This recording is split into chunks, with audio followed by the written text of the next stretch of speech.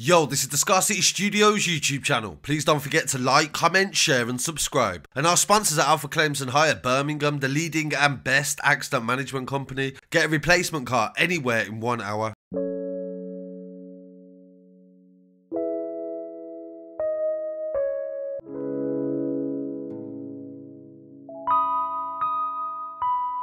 I really appreciate you joining me today, and this story comes from Litherland in Liverpool, and it's a follow-up to a story that we've been covering for about a year. Michael Rainsford was shot dead in his kitchen in front of his family in April of last year, in a feud where he was mistakenly believed to be responsible for somebody's windows getting smashed. And this definitely highlights how quickly things can escalate and how people can get drawn into issues that didn't even involve them. Something else they've done in this case as well is that sometimes the press can make requests for certain information to be reported on because, of course, when the press are in the courtroom taking notes, if the judge says they can't say something, then it can't go into the paper. But upon request, the judge has allowed certain elements of this case to be reported on, and a lot of this involves the fact of messages and pre-planned attacks. James Foy is one of two men, the other man being his brother, convicted of gunning down Michael Rainsford in Liverpool in April. Months earlier, James himself was the subject of an assassination attempt.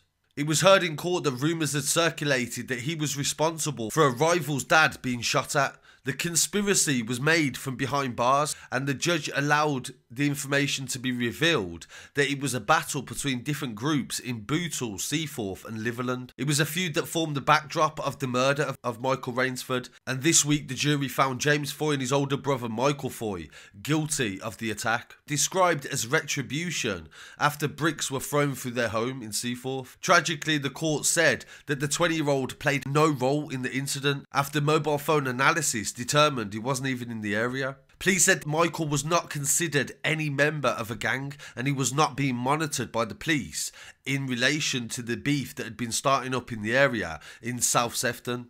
And this feud between the different areas the Foys were involved in.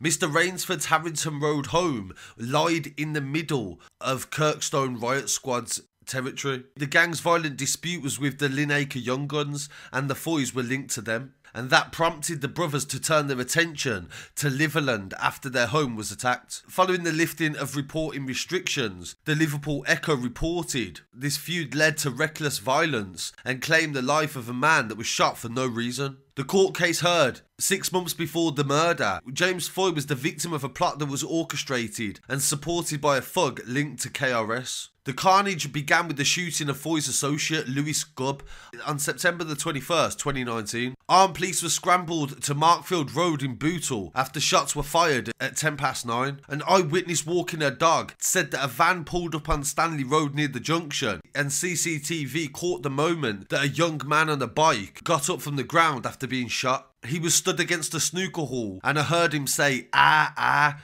as though he was hurt, and he was hobbling on one leg and tried to pick his bike up off the floor. The woman described the man that matched the description of James Foy's friend, Gubb, but the team refused to cooperate with the police and said that he wasn't a victim of the shooting. The judge in this case said that Gubb was the victim of that attack. The other bullet that was fired at Gubb in that attack travelled the full length of Morven Road, which was 120 metres, before hitting a TV inside a house of a pensioner's home on Markfield Road, and it narrowly missed the pensioner. These shots were fired by RUSSEL, the court said, from the van of an Amazon delivery driver called Simeon Pike, using a gun supplied by KRS gang-linked Thomas Jennings. RUSSEL was then arrested in Bootle in connection with dangerous driving after allegations in the Stoke area.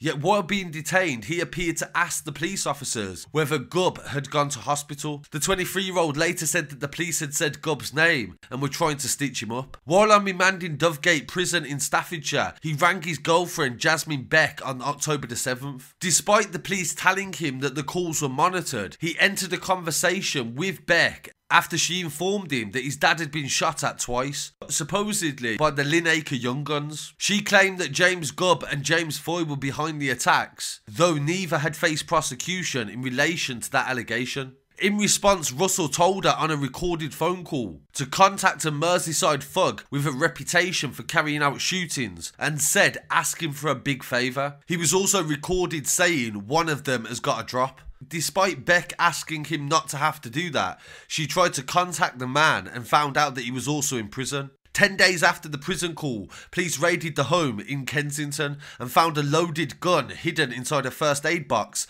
in a wardrobe. This bore Jennings' DNA, and tests allowed detectives to establish the gun was the one that also shot Gubb on a previous occasion, placing Jennings as Russell's armourer on that night. Forensic examination also led detectives to the discovery of Russell's DNA on the 9mm semi-automatic weapon. Jennings, of no fixed abode from Walton, admitted transferring a weapon, and Russell, of no fixed address and Pike from Prescott, admitted possessing the gun with intent to endanger life. Pike also admitted possession of cannabis with intent to supply. Russell also admitted encouraging others to assist in violence. His girlfriend Beck from Litherland faced the same charge, but prosecutors agreed to drop it following the three men agreeing to plead guilty. At Russell and Pike's sentencing hearing in December, Judge Burns said the drive-by was part of a tit-for-tat feud between rival gangs. This could so easily have resulted in the serious death or injury of at least one man. The judge said that Russell shot Gubb in the leg before firing a second shot that travelled at chest height through a window of a house and into a TV and nearly killed an innocent man. He said if the bullet had not struck the television, he could have been seriously injured or even killed. Judge Burns said that Russell encouraged his girlfriend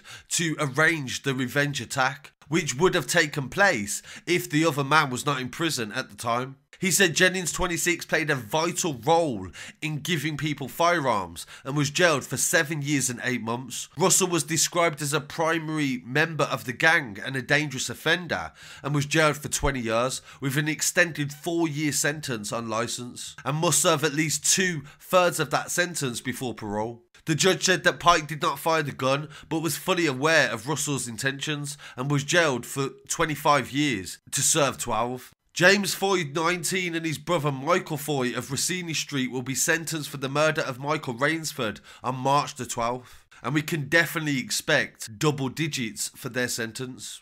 It's very rare that the court releases these sorts of information about details to do with the cases like this, to actually highlight the fact that this was gang related and also the different shootings that were connected and also were before this highlighted the seriousness of this situation and the dangers that some young people face on the streets today. Rest in peace to Michael Rainsford, and my condolences to his family that had to witness that horrendous murder. I'll be back again very shortly with some more news. Please don't forget to like, comment, share and subscribe. And thank you to all our Liverpool subscribers for the support. Peace.